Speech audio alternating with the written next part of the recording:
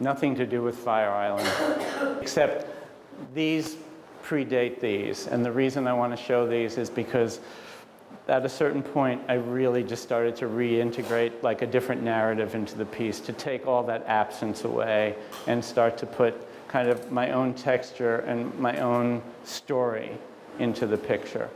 And so these are rock photograms, textured paper, blue skies, black sun.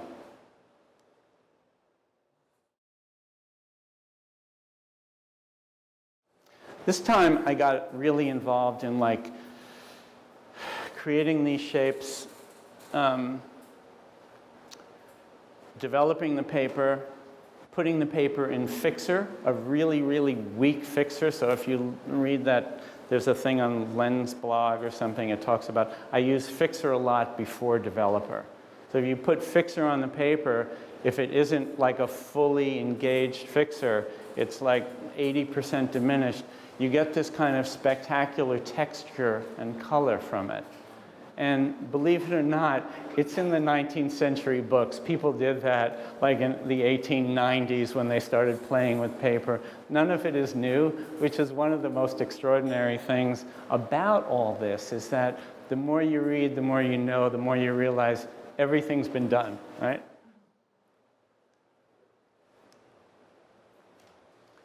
This was kind of the beginning of this.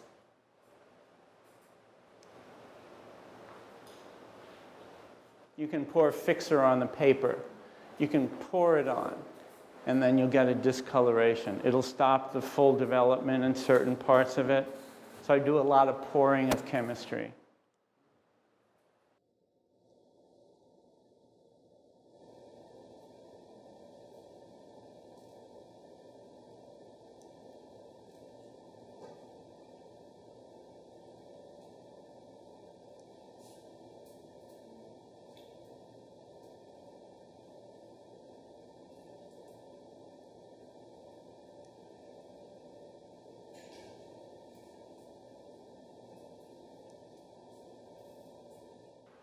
And this is a show I had 4 years ago on the Lower East Side. And I think this is the end of that, right?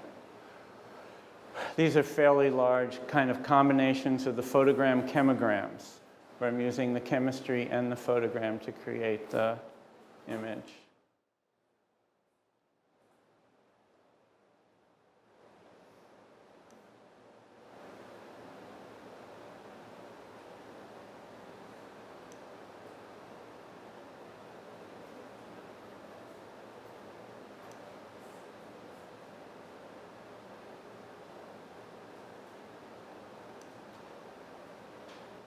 And this is where the very interesting conversation about chance comes in, because how much is done by chance? I use chance. I try to control it as much as I can, and then I just let it do what it does, and you get stuff like this.